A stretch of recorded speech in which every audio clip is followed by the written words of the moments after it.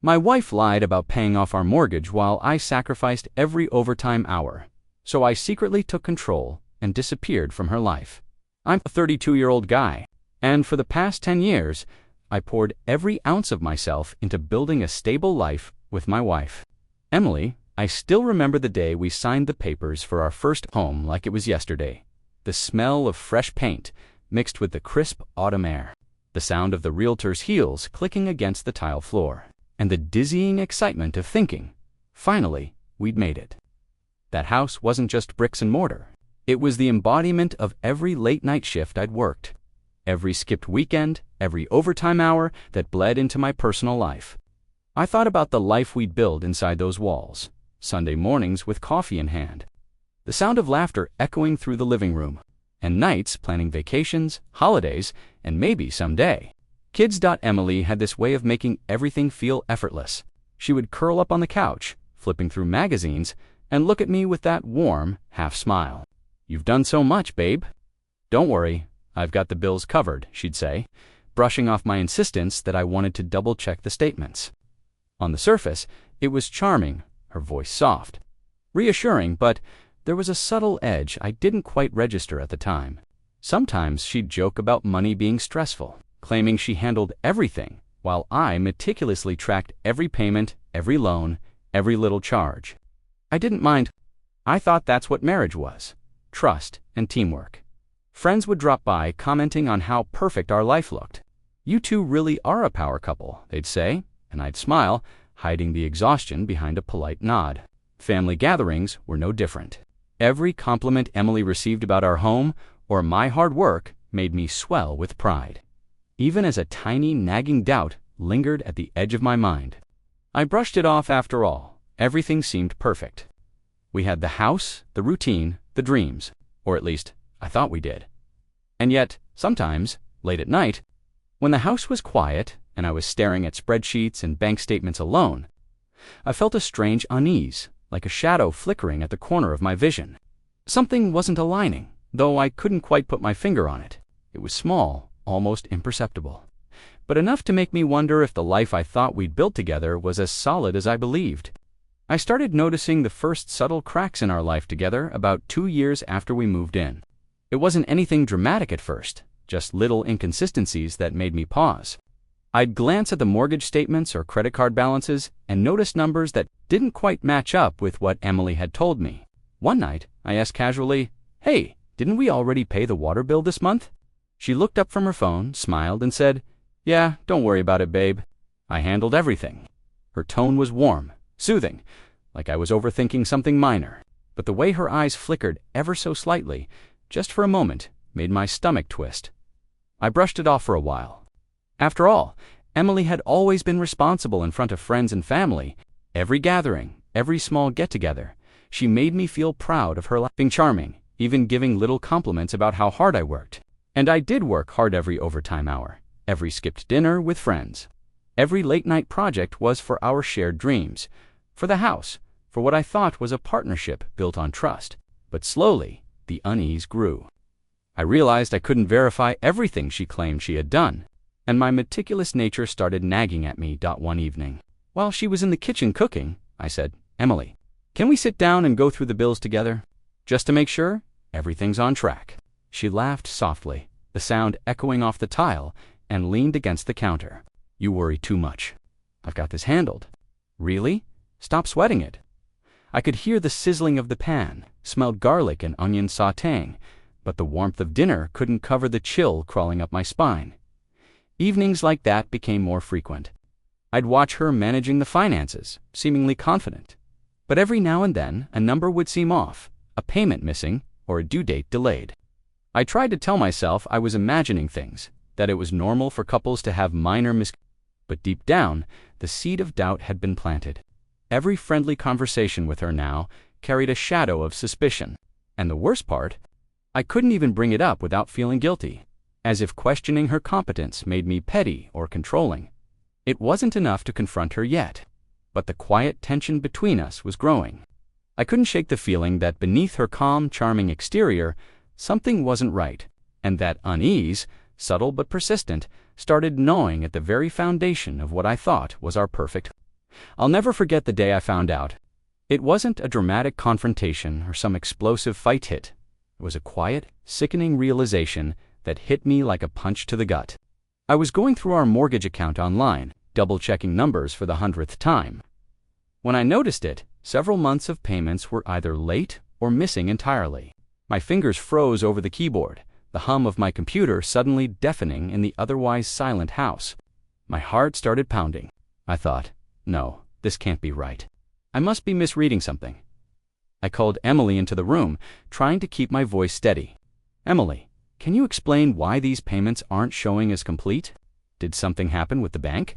She looked at the screen, then at me, her smile faltering just a little. I thought I told you I took care of everything, she said, almost nervously, twisting her wedding ring between her fingers. Her words were soft, almost casual, but the way her eyes avoided mine made something inside me snap. She lied. She's been lying. For a moment, I just sat there, staring at the numbers, trying to convince myself that maybe it was a simple mistake. But every receipt, every late-night project I'd sacrificed, every hour of overtime all flashed before my eyes like a cruel montage. I had believed her completely, trusted her with everything. And while I bled myself dry to secure our future, she had hidden the truth. I felt a burning mix of anger, betrayal, and disbelief twisting together in my chest. Why, Emily? I finally whispered, voice cracking. Why would you do this?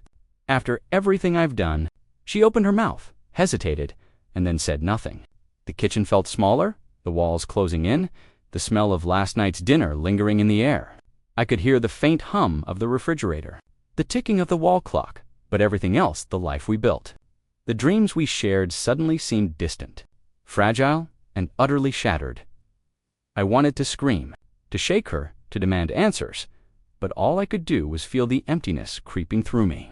And in that quiet, tense moment, I realized that the life I thought we had built together was built on lies. My trust, my sacrifices, my late nights, and skipped weekends, they hadn't mattered, not to her. And the worst part, I had no idea how far this betrayal went, or what else she had been hiding from me. After discovering the missing mortgage payments, I didn't sleep that night, or the next. I lay in bed staring at the ceiling, the fan spinning slowly above me, the soft hum echoing like a cruel reminder of the life I thought I'd built.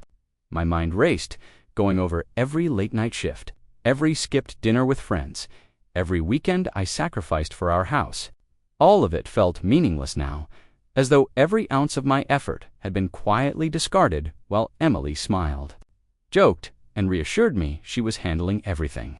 The betrayal didn't just hurt it, shattered the foundation of my trust and left me questioning everything I thought I knew about our marriage by the next morning. I found myself compulsively checking the accounts, cross-referencing statements with my own records.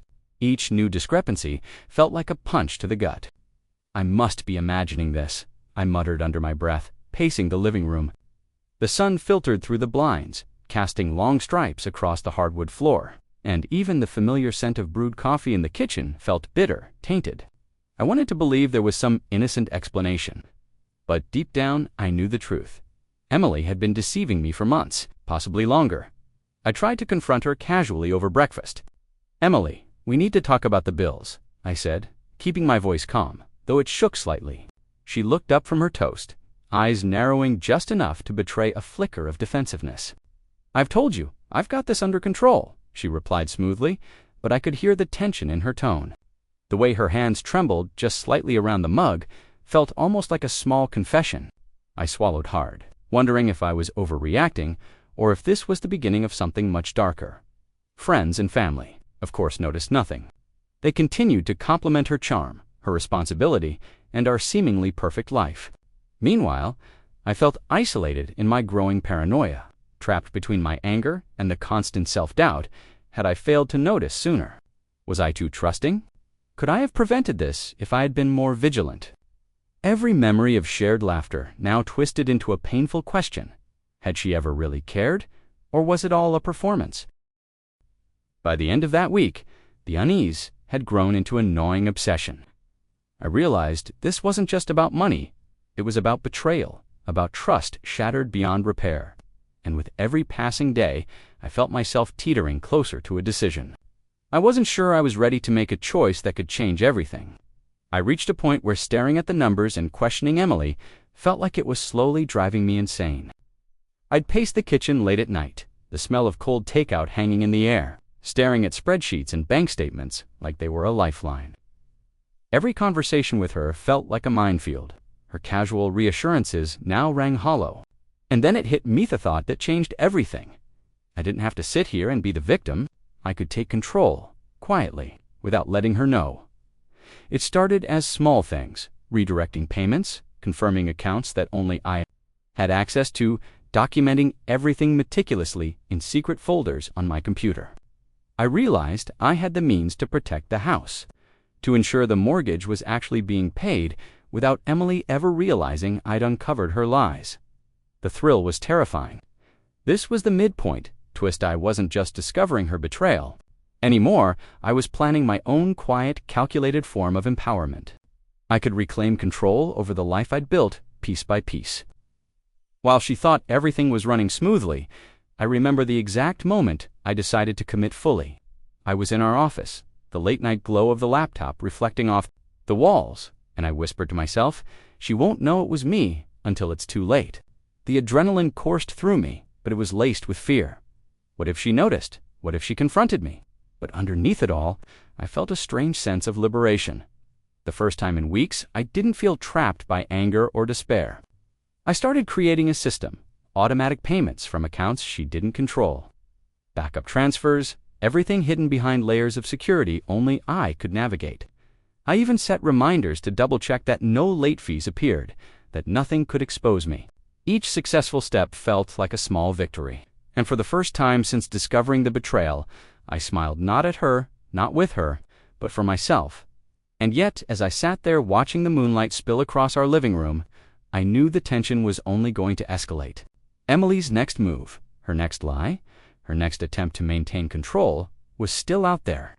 I had taken my first steps toward silent revenge, but the game had only just begun. From that night on, everything changed, but nothing looked different on the surface. By day, I was the same husband Emily had always known, smiling at her jokes, complimenting her cooking, pretending that everything was fine. But by night, I became someone else entirely, a strategist, a guardian of our house, and a silent observer of her every move.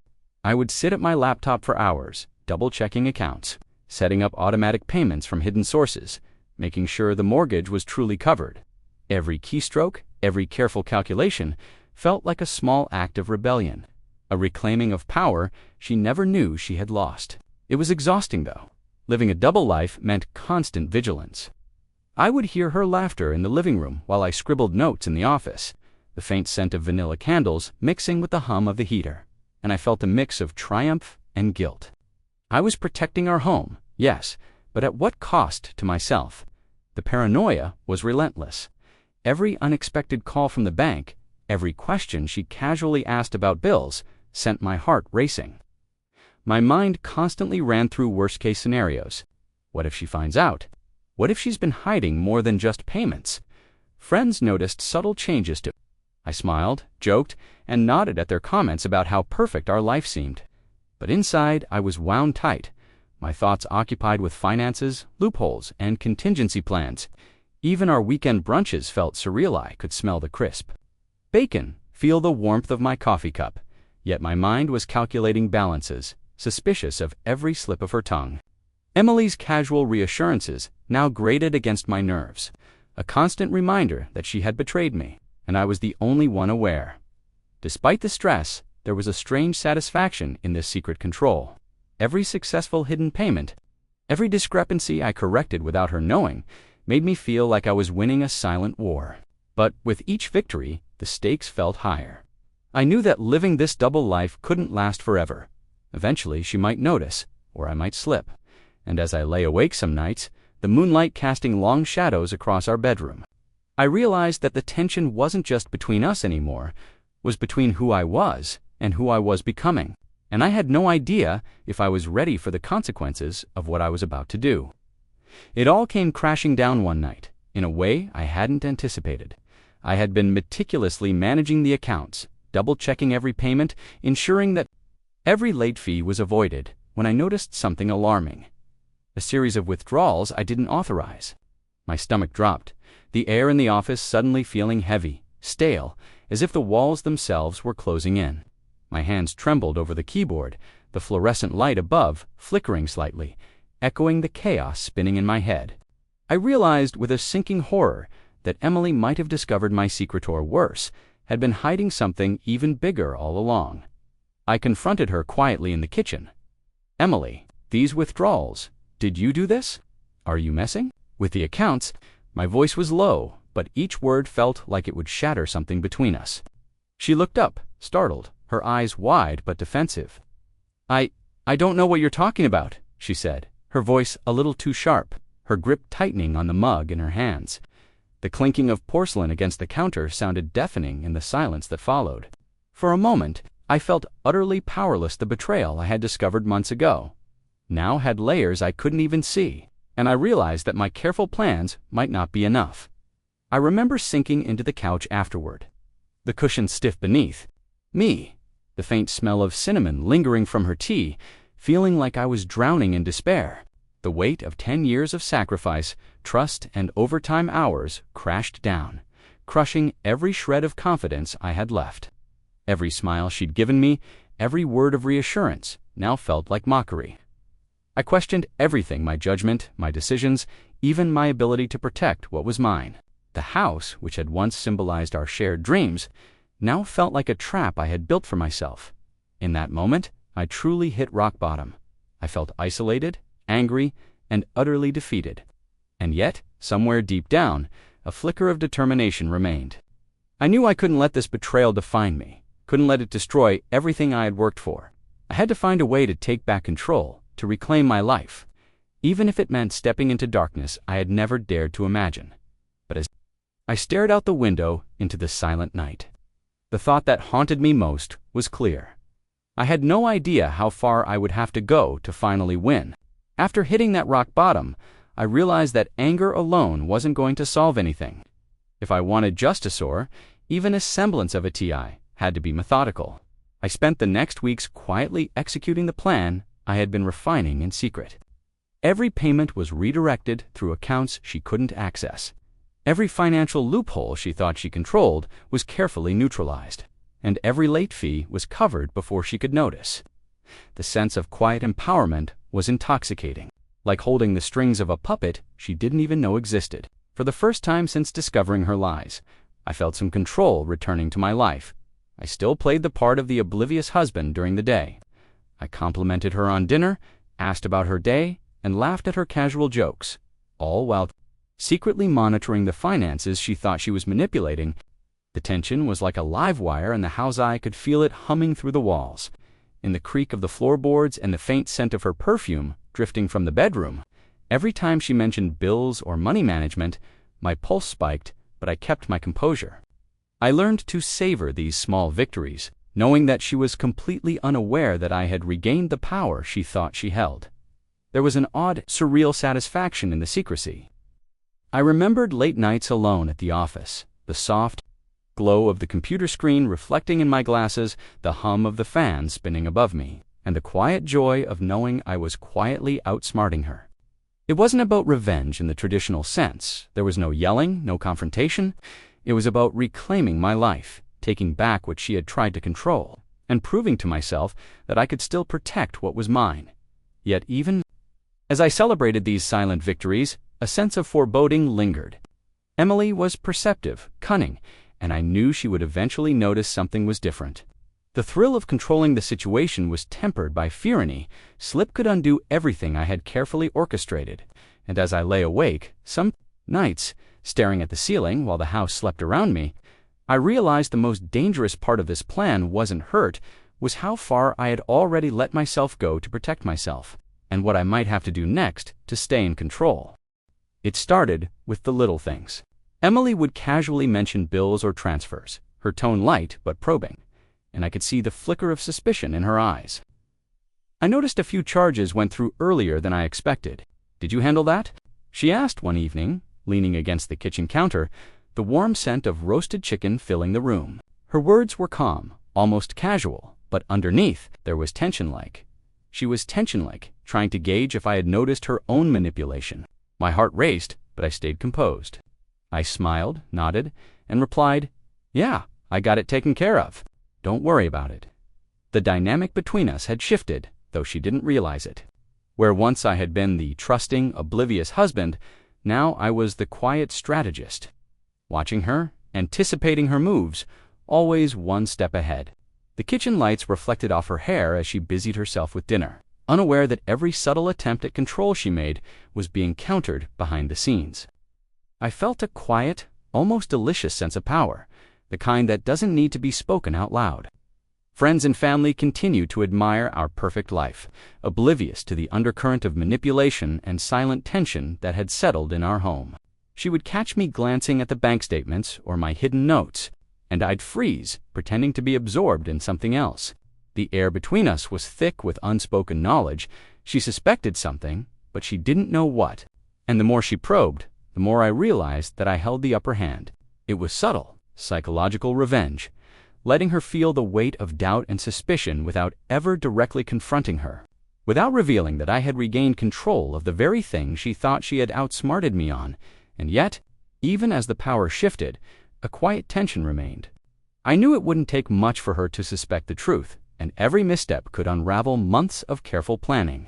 Each night, as I lay in bed, the soft hum of the heater filling the silence, I felt a mixture of satisfaction and dread. The game had changed, and while I was winning, the stakes were higher than ever. And then one evening, as she casually mentioned a new bill discrepancy, I realized something shocking. She was planning her next move. And I wasn't the only one plotting in this silent war. By the time I reached that night, I knew I couldn't stay.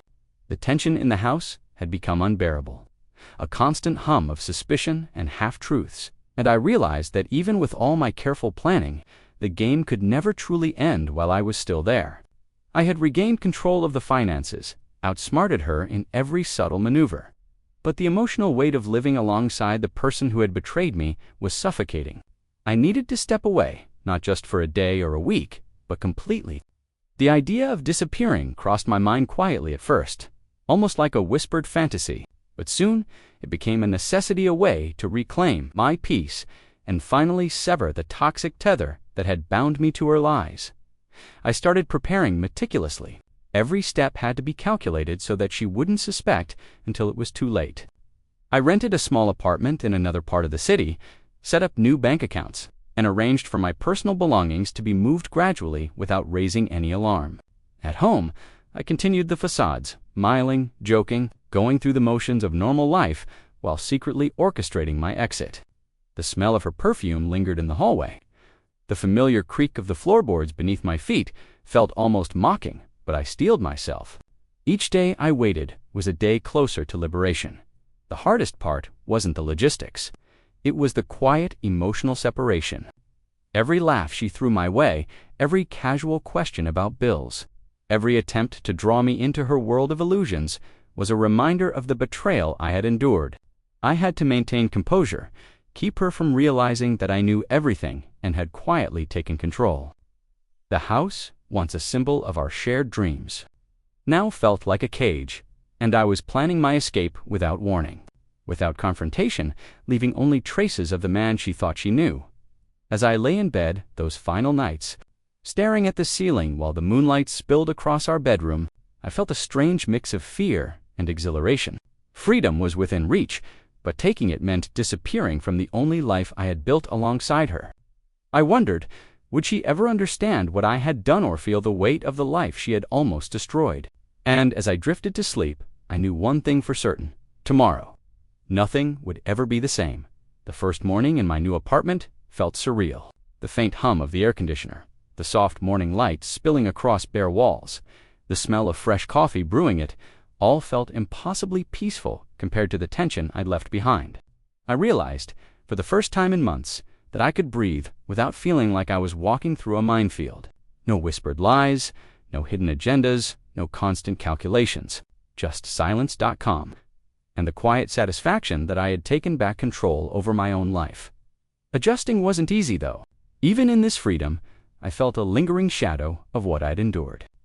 My mind replayed years of sacrifice, the late nights, overtime shifts, skipped weekends, and the betrayal that had made them feel meaningless. I kept my finances meticulous, cautious, a habit born of survival more than necessity. Friends noticed subtle changes in me, a quiet confidence, a sharper focus, a calm I hadn't had in years. But no one knew the truth, not the full story of deceit, control, and the lengths I had gone to reclaim what was mine. There were moments of bittersweet reflection, too. Walking past neighborhoods I used to know, smelling familiar scents on the street, or hearing a song we used to play together brought flashes of memories, both beautiful and tainted. I realized how much I had given, how deeply I had loved, and how completely I had been deceived. But instead of breaking me, those reflections fueled a new perspective. I could still honor the life I had built, not by staying in it, but by taking the lessons and using them to protect myself going forward. And then, in the quiet evenings, I started to plan for the future in a way I never could before. Goals that were once shared, dreams that were compromised, now belonged entirely to me. I felt empowered, cautious, but alive in a way I hadn't been for years. The betrayal still lingered like a scar, but for the first time, it didn't define me. I had survived, adapted, and claimed my life back on my own terms. Yet, even in this newfound peace, a tiny question lingered in the back of my mind. Would Emily ever realize how thoroughly she had underestimated me? It's been months since I walked away, and the quiet freedom is something I never imagined I'd feel. Each morning, the sun streams through my new apartment windows. The smell of fresh coffee fills the air, and I finally sleep without the gnawing anxiety that had haunted me for years. I've rebuilt my life from the ground up, finances secure, my schedule my own, my energy no longer drained by someone else's lies. There's a sense of quiet triumph in knowing that Emily never saw it coming, that every move I made behind the scenes ensured I could leave with my dignity intact. The house, the bills, the life I had thought was shared, I reclaimed it, silently, without a single dramatic confrontation.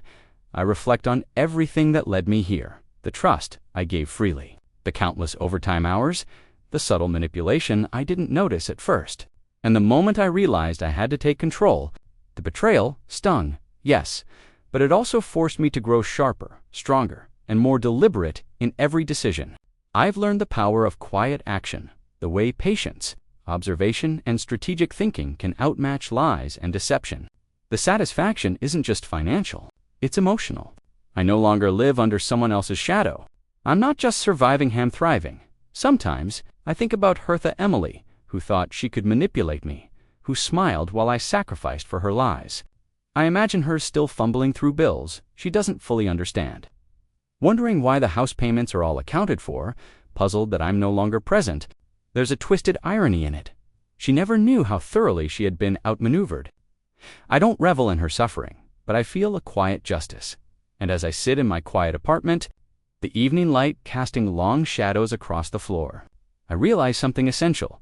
The true victory wasn't the money or control, it was reclaiming my life and my peace. I survived the betrayal, endured the lies, and emerged stronger. The house, the bills, the life I thought was shared, they all belong to me. Now in spirit, if not in proximity, I am free, empowered, and whole. And nothing she does can take that away. But deep down, I can't help but smile at one thought. She will never see it coming.